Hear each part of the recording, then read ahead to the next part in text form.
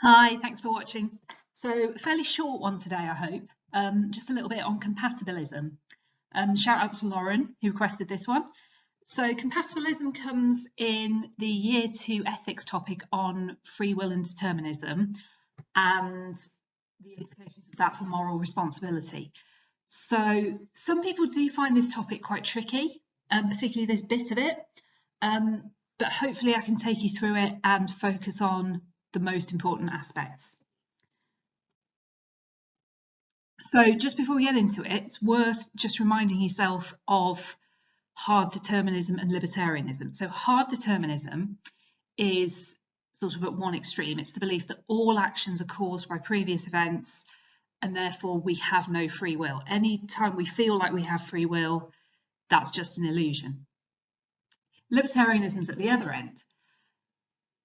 Now, libertarians don't try to argue that the universe isn't deterministic at all, but they say that human will and human choices are not part of that because we act completely freely. So in situations where we're making moral choices, we do so freely, we're not determined. So on the face of it, those two positions sound like they're contradictory. They can't both be true. But I think a compatibilist would have a go at trying to argue that actually maybe they can both be true. So briefly, what is compatibilism? So it's the view that human freedom and moral responsibility are compatible with the idea that the universe is largely deterministic. So in other words, a compatibilist is fine with the idea that there are deterministic factors at work in the universe and that lots of things that happen to us are not of our own free choice. But at the same time, quite a lot of the choices we do make are free within that system. So you're almost saying that you need the universe to be deterministic in order to have freedom. And I'll say more about that later. Sometimes we hear it called soft determinism to distinguish it from hard determinism. And we call it soft determinism because it does have a certain level of determinism in it. Some people might put it closer to determinism than to libertarianism, but you don't need to worry about that really. If it helps you, just think of it as in the middle of the two. I just want to shout out another resource here that might really help you. The Crash Course Philosophy videos on YouTube are great, but I think the one on compatibilism is particularly good if you want to take it to the next level a little bit. It's got some really great examples in it, so please do check that out. Okay, now what you actually need to know for the exam in some ways is not that much. So you need to be able to examine what compatibilism is and talk about how it relates to moral responsibility. Because remember, a lot of the questions that tend to come up in this topic are about to what extent are humans responsible for their actions. That's why it's an ethics topic. And to what extent should people be punished if they couldn't help what they were doing? So we need to see how compatibilism fits into that. Now, the scholar that's most famously associated with compatibilism, and the textbook talks about quite a lot, is David Hume. Now, obviously, we've come across David Hume before. On this topic, on compatibilism, there won't be questions directly on Hume's thinking. In other topics like miracles, yeah, definitely, you can be asked about Hume, but not for this, okay? So if you're struggling a little bit with Hume's thinking, don't panic because you don't have to use it. But if you feel like you have got a decent grasp of it, you can absolutely go ahead and use Hume in your answers, but you can't be penalised for not doing so. Hope that makes sense.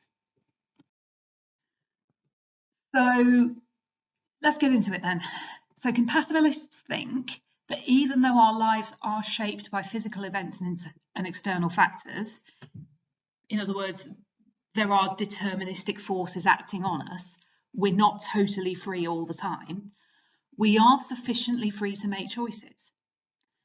So what it means, this has to do with doing what you want. So in cases where you are doing something you want and you have the option to do something else, in these cases, your actions are still caused, but the cause is coming from within you. It's not coming from outside. And because the cause is coming from within you, you are accountable. So this is what it's got to do with moral responsibility. Compatibilists tend to argue that we do have quite a lot of moral responsibility, but I'll say more about that at the end. Let's look at Hume a little bit, because I think it is worth having at least a basic grasp of what he said. So he starts off by thinking that the classic sort of clash or conflict between libertarianism and hard determinism, he thought that actually that clash goes away if we start using the words differently. So he thought it was all to do with people misunderstanding the words we were using. So for him, actions we do may be caused, but this does not mean they are compelled. He thinks that if you use those two terms interchangeably, you run into problems. Some actions that we do may be compelled, but not all of them. An action might be compelled by an external cause, but it doesn't have to be. Some actions are free. That's basically what he's saying. So it might help to think of this in terms of external and internal causes.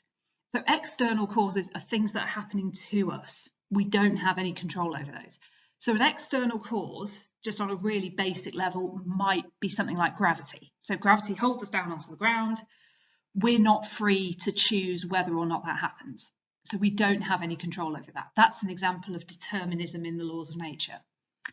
But an internal cause is a desire or a wish that comes from who we are, our personality or character. So we're free to choose or reject in situations like this, things like what to eat, where to go, what to do, what to say, because that's a different kind of thing. The desire is coming from within us. It's not coming in from the outside. So in situations where there is an internal cause, a desire or a wish, Hume's arguing that actually we are free and therefore we are responsible. So just a little bit more on Hume. This is where it gets slightly technical, but bear with me. He distinguished between what he saw as two types of freedom: liberty of indifference and liberty of spontaneity. Liberty of indifference means that you're free from all causal necessity. So this is like the kind of libertarian view. Hume agreed that that was a delusion, and I think most libertarians would agree that that's a delusion as well, because we're not free to reject the forces of the universe acting on us. But he said liberty of spontaneity is the freedom to do what you want, think what you want, say what you want, go where you want. It's to do with what you want. So Hume thinks that when we talk about freedom, this is actually what we're talking about: being able to do what we want. And therefore it is compatible with a deterministic universe. So it's kind of like the universe may set up the options for us, but then we do choose the options. We choose which option we take. If you can't quite remember the difference between liberty of indifference, liberty of spontaneity, don't worry, because you can just talk about internal and external causes instead. That wouldn't be a problem. So in other words, we're affected by physical laws and other outside influences. That's very, very hard to deny. And I don't think anybody really seriously does deny that.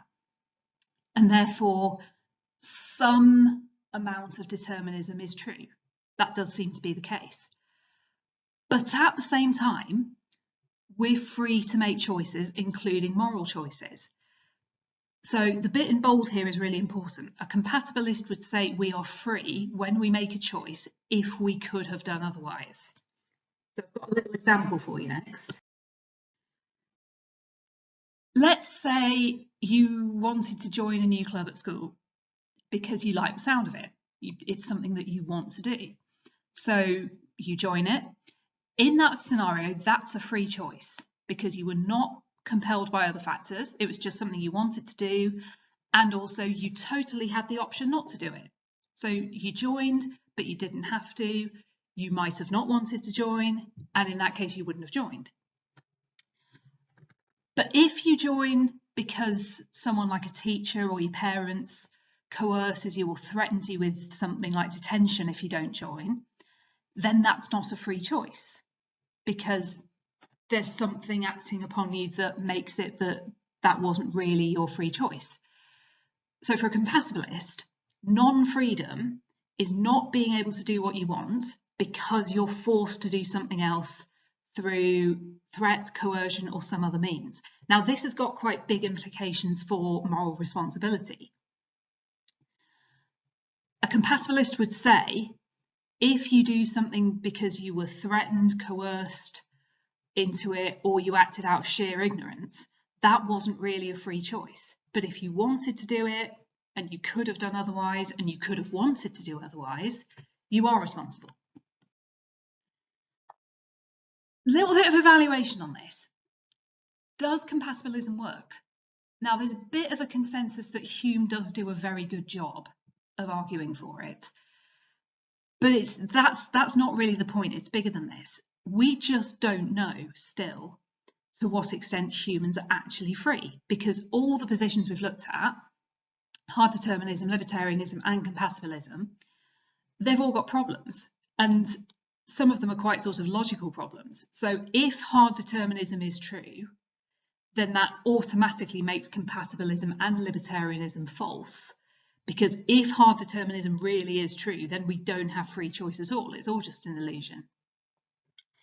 Libertarianism's got issues as well, because it argues that the human mind acts free of constraints, but then that's kind of suggesting that the mind is operating outside of the laws of the universe. It's very hard to prove that. Nobody's proved it yet. So hard determinists don't like compatibilism because they say it's too watered down, and libertarians wouldn't agree with Hume's view of what freedom is. So it's very common to quite like compatibilism and to think it's a sensible midway point between the two. But we don't know for sure what the truth is about human freedom. And the good news is you don't have to know for sure in the exam either. You just have to show that you've considered the possibilities and that you know some stuff about each. So finally, let's just have a little look at the implications for moral responsibility. I've touched on this as we've gone through, but let's just wrap it up. So a compatibilist would argue that our choices come from our character, and our character is shaped by all sorts of things over time. So that's a little bit deterministic, but an action is free if the moral agent, that is you, the person doing the thing, could have chosen otherwise. Therefore, when you're trying to judge whether someone's morally responsible, a compatibilist would say they are morally responsible in situations where they could have done something other than what they did. So for a compatibilist, the answer to the question, could I have done otherwise, is yes, if I had desired to do otherwise. Because remember, compatibilists say that what drives what we do is what we want to do. So as a result, compatibilists see themselves as morally responsible a lot of the time, but the key thing is they're morally responsible when their actions are the results of what they wanted to do and what they choose, rather than what they were forced to do, coerced into do, or what they did out of ignorance. So for example, if you do something but you don't know that there's another option, you could say that's not really a free choice. But if you do something, you know that there are other options, you understand that there are other options, and you just choose the one you want, that's a classic example of compatibilism. And in that scenario, you are free, you are morally responsible. Okay, I really hope that's helped. Please check out the other videos, there's more coming soon. Feel free to pop a comment in if there's any others that you'd like to see for the course. And thanks for watching, I'll see you soon.